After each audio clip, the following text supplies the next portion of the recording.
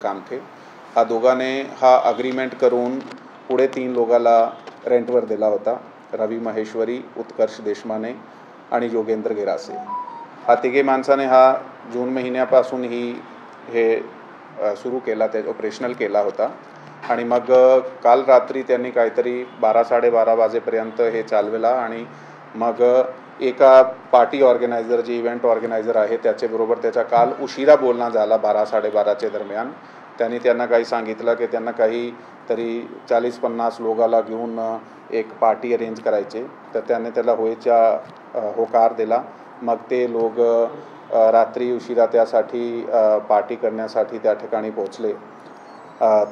त्यांनी ठराविक असे केला की जे मेन एंट्री त्यांनी बरोबर 1 ते 1:30 वाजताच्या दरम्यान बंद केली. यामुळे असा एक त्यांनी आय वॉश केला की जे बार आहे ते बंद करण्यात आलेलं आहे. परंतु त्यांनी त्या मोठी बिल्डिंग आहे त्याचे पाठीमागचा जे दार होता ते दार उघडून ठेवला, ज्यामुळे ते जे पार्टी अटेंड करणारे मुले होते ते ये जा करू शकतात, अशा प्रकारच्या त्यांनी प्लॅनिंग केली होती. मग ह्याचा एक मॅनेजर मानस मलिक, त्याच्याबरोबर ते ऑर्गनायझर जे होता ते अक्षय दत्तात्रय कामठे हिने हे सगळं आयोजन केलं आहे. ते यावेळी पोलिसाला सोशल मीडियामधून ह्याच्याबद्दल एक व्हिडिओ मिळाली आणि त्यामधला कॉन्टेंट समोर आला. ते तात्काळ पुणे पोलिसाने शिवाजीनगर पोलीस स्टेशनची टीम त्या ठिकाणी पोचली. त्यांनी त्या ठिकाणी जाऊन त्याचे जे DVR आहे CCTV चेक केले, व्हेरीफाय केला. ते समोर आला की त्यांनी असा प्रकार घडलेला दिसते. मग त्यांना आता पोलीस स्टेशनला त्या लोकांना आणलं आहे आणि त्याच्याकडे जे इन्व्हेस्टिगेशन आहे, विचारपूस सध्या चालू आहे. त्या ठिकाणचा जे बार आहे त्या बारला सुद्धा आता सीज करण्यात आलेला आहे.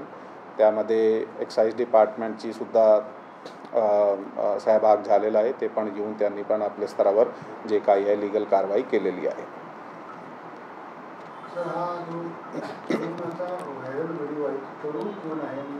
हां, त्यामध्ये एक व्हिडिओ असा दिसते की ज्यामध्ये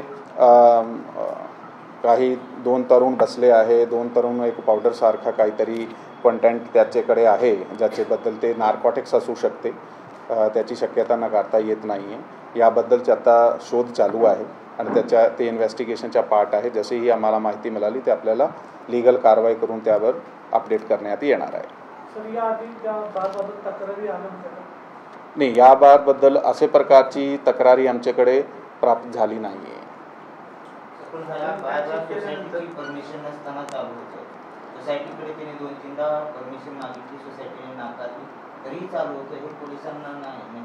आमच्याकडे तसे प्रकारची तक्रार प्राप्त झाली नाही. परंतु ते एकदा आम्ही त्याची परमिशन नेमकी कधी मिळाली आहे आता सांगण्याप्रमाणे काही दिवसापूर्वीही त्यांना मनपाकडून ते परमिशन मिळाली होती त्या ठिकाणी चालू करण्याची. ते सगळे कागदपत्र जे आहेत ते इन्व्हेस्टिगेशन खाली आम्ही गोळा करीत आहोत. त्याबद्दल जे काही इन्व्हेस्टिगेशनमध्ये समोर आला ते बाकीचे जे डिपार्टमेंट आहे त्यांना पण योग्य पत्रव्यवहार करण्यात येणार आहे. तो असे प्रकारचे जो मूळ मालक आहे, आपण म्हणताय मूळ मालकाचा हॉटेल व्यवसायाचा असा रेस्टॉरंट बार वगैरेचा काम आहे. पण त्यांनी शक्यतो ते रेंटवर दिले आहे. सुरुवातीपासूनही आधी दुसऱ्या पार्टीला दिला होता, आता हा तिघाला दिलेला आहे. ह्यांनी पण पुढे अशा प्रकारचे ऑर्गनायझर जे इव्हेंट मॅनेजर्स सारखे असतात ते त्यांना आता रात्री 12-12:30 वाजता पुढे हँडओव्हर केला. त्याच्यामध्ये आपण काही कारवाई कर्मचाऱ्यांवरती केली आहे का मुद्दा आहे? आणि दुसरा गुन्हा जो दाखल झाला आहे तो NDPS नुसार दाखल झाला आहे की नॉईज पोल्युशन किंवा व्हायोलेशन केलेत परमिसिबल लिमिटच्या पुढे जाऊन ते चालवल्याबद्दल याचा